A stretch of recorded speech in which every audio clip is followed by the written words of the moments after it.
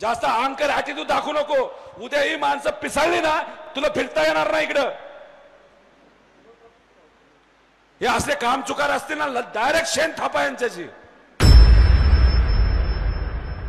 दादा आत्ता असं परिस्थिती निर्माण झाली, मी जिथं राहतोय त्या परिसरामध्ये 20-25 घर आहेत. आत्ता पावसाचं पाणी त्या सर्व घरामध्ये शिरलंय. नगर परिषदेला मी बऱ्याच वेळेस विनंती केली, अर्ज दिलेत, परंतु हा प्रश्न नगर परिषदेने सोडला नाही. काय जे वरचं मार्केट मधून येणारं पाणी जे आहे ते आता आमच्या 20-25 जणांच्या घरामध्ये शिरलंय मराठी शाळेच्या पाठीमागं. तर बऱ्याच वेळेस नगर परिषदेला पाठपुरावा करू नये. जवळजवळ 10 वर्षापासून 2009 पासून या नगर परिषदेने त्यावरती कोणताही उपाय शोधला नाही. वरून जे येणारं पाणी नॅशनल हायवे जो झालाय त्या गटरात जात नाही का पाणी.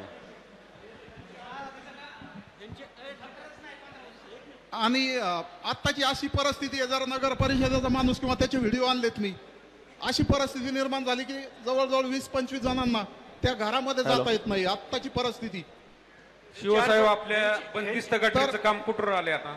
याच्यावरती नगर परिषदेने फक्त घरपट्टी नळपट्टी गोळा करायला कर्मचारी येतात. नाही आपलं जे आता नवीन गटरचं काम 77-78 कोटीचं केलंय. ह्यांची अडचण ह्याच्यामुळे झाली दादा.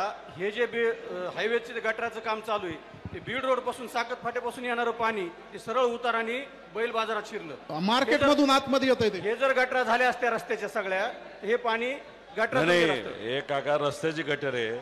दुसरं 80 कोटी दिलेत ना आपण यांना. परिस्थिती अशी आहे दादा, एक 100 मीटर 200 मीटर काम चालू आहे. काम चालू अशा परिस्थितीत ह्यांचं नगरपालिकेचा त्याच्यावर इंजिनियर नाही बघायला कुठल्याच बाबतीत. मी ह्यांना फोटो दाखवीन. आत्ता पण गुडघे इतक्या पाण्यात त्यांनी खाली पीसीसी करते ती. माझ्यापाशी फोटो आहेत मोबाईल मध्ये काढून ठेवले. 6 इंचाचं पीसीसी आहे, 3 इंच 2 इंच पीसीसी करतात. अक्षरशः एक मिनिट बांधकाम आले कोण आहे इथं इंजिनियर त्यांना बोलवा. तुमचं आहे का म्हणा नियंत्रण त्याच्यावरती. बोला पुणे नगरपालिकेचं बांधकामचं. एक तुम्ही समजून घ्या, आणि पिण्याच्या पाण्याची योजना ही आता आपल्या शहरामध्ये सुरू आहे. गटरच्या बाबतीत सरळ नगर परिषद जामखेडली काही कॉन्ट्रॅक्टरला हाताशी धरून कॉन्ट्रॅक्ट मॅनेज केलंय आणि ते कॉन्ट्रॅक्ट अशा व्यक्तीला दिले की त्याचं आणि गटर योजनेचं वर्षोनवर्ष काही घेर देणं नाही. इतक्या चुकीच्या व्यक्तीला काम दिलेलं आहे, त्याला काही कळत नाही गटर काय असतं. त्याच्यामध्ये तुम्हाला मी विनंती करतो, हा 80 कोटी निधी आज तुम्हाला दिलाय. हे असलं फटीचर काम जर कॉन्ट्रॅक्टर करत असेल, तुमच्या भागात करत असेल, आज हे काम झालं तर 40 वर्ष तुम्हाला नवीन तिथं काम करता येणार नाही. मग कृपा करून असलं फालतू काम जर तिथं शहरामध्ये सुरू असेल तर ते तिथल्या तिथं तुम्ही सर्वांनी थांबवा. आणि तिथं जर कुठला कॉन्ट्रॅक्टर आला नाही तर अधिकारी आला, त्याचं काय करायचं ते आपण बघू. बोगसच आहे तो, मॅनेज करून आलाय, त्याने कॉन्ट्रॅक्ट मॅनेज केलेला आहे, त्याला कुठलाही अनुभव नाही. आणि या बाबतीतली आम्ही वरच्या लेवलला एन्क्वायरी लावलेली आहे.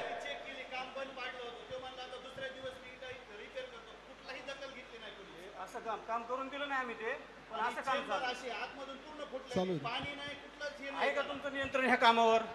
कोण आहे ह्याच्यावर बघायला? सुपरवायझर तुमचा कोण होता तिथं? आपलं आपण कन्सल्टंट पण नेमलेले आहे आणि कंटिन्युअस कन्सल्टंटचे 2 माणसं आपण काम जे तुम्ही जे फोटो घेतला त्याच्यानंतर ते रिपेअर करून सगळं केलेलं आहे. आणि त्याबद्दल तुम्ही कोणताही आता चेंबर बघू शकता, तुम्हाला असं कोणतीही परिस्थिती भेटणार नाही. आपले कन्सल्टंटचे 2 माणसं कंटिन्युअस मॉनिटरिंग करत आहेत. हो बघा, एक मिनिट थांबा साहेब, हा फोटो काय दुसऱ्याच्या कामाचा नाही, तुमच्या ड्रेनेज लाईनचाच आहे. हा आम्ही काय बोलत नाही, संबंधित तुमचा सुपरवायझर ह्याच्यावर आहे का कामावर? तुमचा असता तर एवढं पाण्यात काम करून दिलं असतं का तुम्ही? कन्सल्टंटचे 2 तुम्ही काम करून दिलं असतं का? तुम्ही काम करून दिलं असतं का? आपण तसं खराब काम तुम्ही तुमचं काम करून बदल्या करून जाता. पुढच्या येणाऱ्या 30 ते 35 वर्ष इथं परत ड्रेनेज लाईन होणार नाही. तुमचं आहे का ह्याच्यावर सुपरवायझर कोणी? हा सुपरवायझर आहे. दाखवा ना कुठे मग. आता तुम्ही कधीचा फोटो घालते ते चेंबर एकदा आपण जाऊन दोघं पाहू. सकाळी या, आपण दोघं जाऊन पाहू. तुमचं जे अडचण आहे आता पण काय गोट्या खेळत होता का? अरे हे फोटो काय बावड लोक आहेत का? नाही सर, ही काय वेडी लोक आहेत का? खिशात काढ, हात काढ आधी. लय शहाणा काम करतोय तू इथं. मिजाज खोर तू बनू नको, तुला सांगतोय. या लोकांनी दाखवलेलं काम हे आमच्याकडे आलेलं आहे, हे खराब क्वालिटीचं झाले. हा तुमच्या बापाचा पैसा नाही, हा लोकांचा पैसा आहे.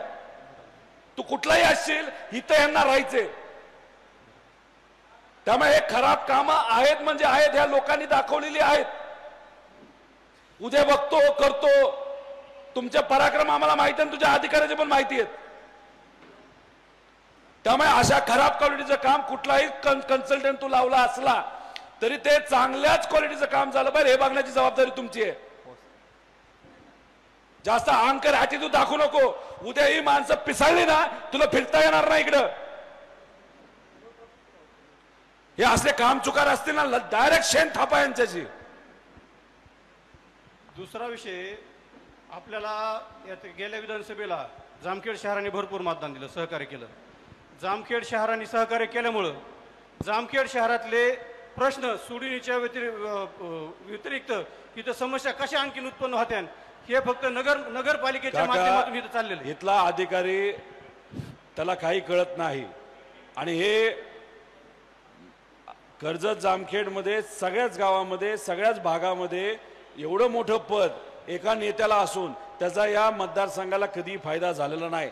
त्यामुळे जामखेडमध्ये जे काय होते तो अधिकारी, तो जो कोण नेता असेल तो असेल, पण पूर्णपणे अधिकारी हलगर्जीपणा करतायत आणि यातून पैसा खातायत. आणि काही ठराविक पक्षाचे लोक